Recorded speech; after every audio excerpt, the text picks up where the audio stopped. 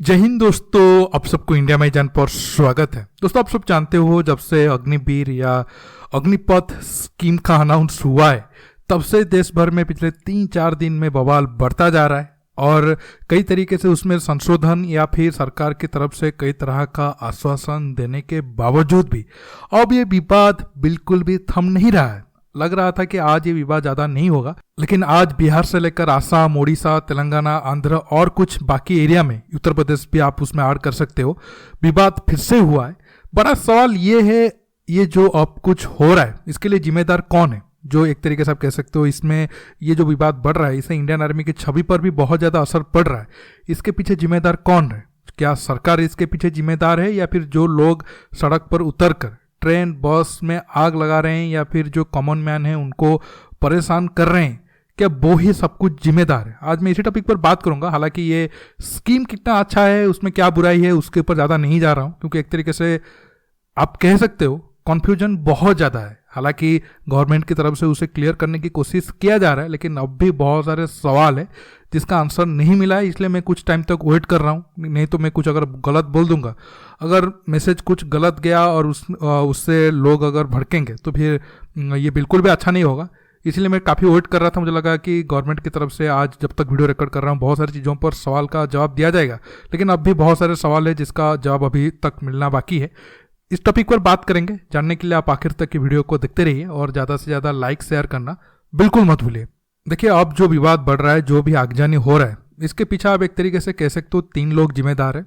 एक है सरकार, 2 है जो स्टूडेंट जो सेना के नाम पर देश में आग लगा रहे हैं या फिर जो ग्राउंड में है, और तीसरा जो सबसे इम्पोर्टेंट है, ये जो स्टूडेंट है उनके हाथ में जो पत्थर या फिर पेट्रोल, डीजल या फिर जो उनके हाथ में माचिस पकड़ा रहे हैं कि नहीं सरकार ऐसा सिस्टम किया है, तुम उससे आग लगाओ। एक तरीके से आप कह सकते हो अपोजिशन पार्टी हैं जो ज़्यादा जिम्मेदार है, क्योंकि ठीक है इस स्कीम में बहुत सारे कमियां हैं या फिर डाउट है कि ये आगे जाकर सही ना हो, उसके ऊपर डिबेट हो सकता है। लेकिन आप मुझे बताओ, जो भी लोग पिछले 2-3 दिन से ट्रेन पर आग लगा रहे हैं या फिर बसेस को जला रहे हैं, जो भी नुकसान कर रहे हैं पब्लिक या फिर प्राइवेट प्रॉपर्टी का, क्या आप उस सेना में जाने का हकदार हैं?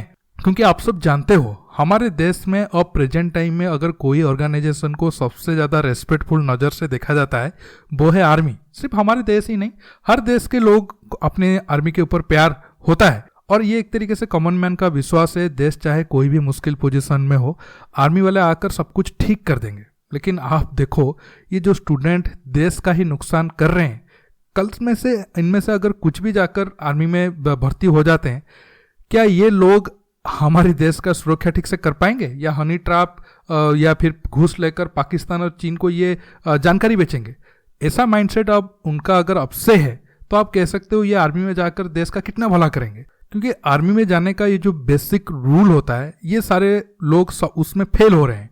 हाँ ठीक है, बहुत सारे एरिया पर प्रोटेस्ट को हाईजैक किया जा रहा है। जैसे मैंने आपको शुरू में कहा, जो अपोजिशन पार्टी है या फिर जो एंटी इंडिया पार्टी है, जो चाहते हैं कि हर वक्त देश में कुछ ना कुछ आग जलता रहे, कुछ ना कुछ प्रॉब्लम होता रहे, वो सब इस चीज़ का फ़ायदा उठा रहे हैं। लेकिन जो लोग उनके हाथ में एक तरीके से इस्तेमाल हो रहे हैं, जो स्टूडेंट है या फिर कोचिंग सेंटर है, हालांकि अभी तक कोई बड़ा कोचिंग सेंटर का नाम नहीं आया है, लेकिन पिछले बार जब हंगामा हुआ था बहुत सारे कोचिंग सेंटर का नाम आया था, उन्होंने स्टूडेंट को भड़काया था और एक तरीके से आप कह सकते हो वो भी एक धंधा बन गया है। लेकिन दोस्तों, चाहे जितना भी हो जाए, आर्मी के नाम पर या फिर आर्मी के एग्जाम के नाम पर देश में आगजनी करना ये कोई समस्या का समाधान बिल्कुल भी नहीं है। और भी बहुत सारे तरीका था जिसके तहत आप विरोध जता सकते थे, लेकिन ये अगर आप ऐसा कर रहे हो, मैं फिर से बोल रहा हूँ, अगर ऐसे लोग आर्मी में जाएंगे तो हमारे देश को भगवान ही बचा सकते हैं, बाकी इनसे हम कुछ उम्मीद नहीं रख सकते हैं।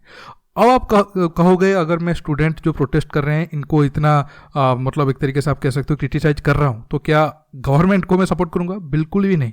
सबसे अगर बड़ा गलती मैं अगर किसी को देने वाला हूँ वो है गवर्नमेंट को। मैं समझ नहीं पा रहा हूँ ये गवर्नमेंट में ये जो सेकेंड टर्म में आए हैं इनको क्या हुआ है। पिछले 5 साल ये जितने आगे गए थे, जितने स्पीड से, अब ये जो 2-3 साल से ये इनका कोशिश है कि बहुत तेजी से पीछे है। आप देखो, ये कोई भी रूल लाते हैं, कोई भी लॉ लाते हैं, एक तरीके से वो लागू कर लेते हैं, उसके इम्प्लीमेंटेशन में क्या प्रॉब्लम आएगी, क्या लोगों के अंदर मिस कन्फ्यूजन या फिर मिस एक तरीके से इन्फॉर्मेशन जाएगा, उसके ऊपर ये कुछ भी प्लानिंग नहीं कर रहे हैं। आप चाहे नोटबंदी ले लो, सीए ले लो, एनआरसी ले लो, कृषि कानून ले लो, कोई भी अगर एक रिफॉर्मेशन आता है, एसटी-एससी एक्ट हो या फिर अब एक बीच में आया था जो लैंड एक्विजिशन बिल हो, सब में ये कुछ लाने की कोशिश करते हैं लोग, एक तरीके से प्रोटेस्ट करते हैं या फिर आगजनी करने की कोशिश करते हैं, फिर वो पीछे हट जाते हैं। ये जो अग्निवीर स्कीम है, अभी तक बहुत सारे सवाल है जिसका जवाब नहीं आया है। और लोग जो स्टूडेंट जो ग्राउंड में प्रोटेस्ट कर रहे हैं, एक तरीके से वो कुछ हद तक सही भी है, मतलब उनका विरोध को मैं सही मान रहा हूँ, लेकिन ये जो आगजनी कर रहे हैं मैं बिल्कुल उससे, जैसे मैंने आपको शुरू में कहा, ऐसे जो लोग कर रहे हैं वो आर्मी में जाने के लिए बिल्कुल लायक भी नहीं है। आर्मी क्या, उनको कोई भी जॉब जिंदगी में ना मिले ऐसा सरकार उनके ऊपर कार्रवाई करना चाहिए। लेकिन इनका विरोध है या फिर इनका गुस्सा है, वो सोचना चाहिए। पिछले 2 साल में आप 2 लाख 2.5 लाख जो भी आर्मी का जॉब था वो निकला नहीं है। हाँ ठीक है, मानते हैं कोरोना हुआ है, जो भी कुछ हुआ है, लेकिन अब जब आप लाते हो अग्निवीर के सिस्टम लाते हो, उसके जरिए कितना रिक्रूटमेंट होगा, क्या नहीं होगा, वो चीज़ आप क्लियर नहीं करते हो। अब जाकर आज जाकर बहुत सारे सवाल का जवाब दिए हैं। इसके साथ साथ 4 साल के बाद जो 75% आर्मी के जो रिक्रूटमेंट हुए होंगे अग्निवीर के जरिए, उनको जब निकाला जाएगा, उनका कैरियर का क्या होगा, क्या नहीं होगा, कुछ भी क्लियर नहीं था। हाँ अभी आज बहुत सारे स्टेट बोल रहे हैं नहीं, हम अपने पुलिस बल में इनको एक तरीके से प्राथमिकता देंगे या फिर रिजर्वेशन देंगे। डिफेंस मिनिस्ट्री ने भी आज अनाउंस किया है कि नहीं, हम 10% अग्निवीर से जो आए होंगे उनको जॉब देंगे। लेकिन ये पहले क्यों नहीं हुआ था? ये तो बेसिक चीज़ है। इससे और भी बहुत सारे सवाल हैं, मैं इसके ऊपर नहीं जा रहा हूँ। मैं चाहता हूँ कि आप सवाल पूछे, आपके मन में क्या है, ताकि इसके ऊपर मैं डिटेल्स में कल एक वीडियो बनाऊं या फिर लाइव आने की कोशिश करूंगा। बाकी मैं फिर से आपको आखिर में कहना चाहूँगा, जो भी आपका मांग है आप उसको रखिए, बेझिझक रखिए। जो भी प्रोटेस्ट आप करना चाहते हो आप शांतिपूर्ण तरीके से करिए, क्योंकि आप जिस जॉब को लेकर कर रहे हो उस जॉब के लिए बहुत ज़्यादा रेस्पेक्ट है। और कुछ भी आप प्राइवेट या फिर पब्लिक प्रॉपर्टी को आग लगाकर अगर आप ऐसे जॉब को पाना चाहते हो, तो मैं एक तरीके से आप कहूँगा आप बिल्कुल भी ये जॉब के लिए फिट नहीं हो। इससे अच्छा आप कोई गैंगस्टर बन जाओ या फिर कोई और दूसरे काम ढूंढ लो। आर्मी में जाने वाला कभी भी अपने देश को नुकसान नहीं पहुंचा सकता है। ये मैं आखिर में बस इतना कहना चाहूँगा। बाकी जैसे मैंने आपको कहा, इसमें गवर्नमेंट का बहुत ज़्यादा गलती है। मिस इन्फॉर्मेशन को ये बिल्कुल भी ठीक करने के लिए पिछले 2-3 दिन से कोशिश नहीं किए थे। सिर्फ ट्विटर में आप कुछ पोस्ट कर देने से जो ग्राउंड में जो लोग थे उनके माइंड में जो डाउट था वो क्लियर नहीं होता। बहुत एक तरीके से आप कह सकते हो गवर्नमेंट को कोशिश करना था, जो पिछले 2-3 दिन से नहीं किए, जिसके कारण आज आप देख रहे हो ये सब ग्राउंड में क्या हो रहा है। मुझे तो लग रहा है और कुछ दिन शायद ऐसा प्रोटेस्ट चल सकता है। हाँ प्रोटेस्ट हो, लेकिन उसमें अगर गवर्नमेंट प्रॉपर्टी को नुकसान हुआ तो ये तो देश को नुकसान होगा ही, साथ में ये एक तरीके से मैं कहूँगा गवर्नमेंट की छवि के ऊपर भी बहुत बड़ा धब्बा लगा है।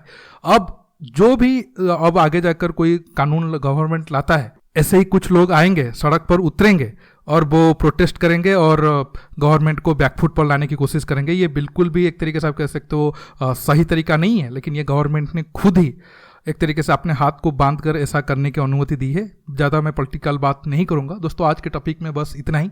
आपको ये वीडियो कैसा लगा नीचे कमेंट बॉक्स में कमेंट करके बताइए, और ये वीडियो को ज़्यादा से ज़्यादा लाइक शेयर करने के साथ साथ आप मेरे चैनल को सब्सक्राइब करिए, और सब्सक्राइब बटन के पास जो बेल आइकन है उसे प्रेस करिए, ताकि आगे आप मेरा आने वाले वीडियो को मिस ना कर सके। दोस्तों रुकता हूँ, बहुत जल्द और एक नया टॉपिक के साथ मिलूंगा। नमस्कार, जय हिंद।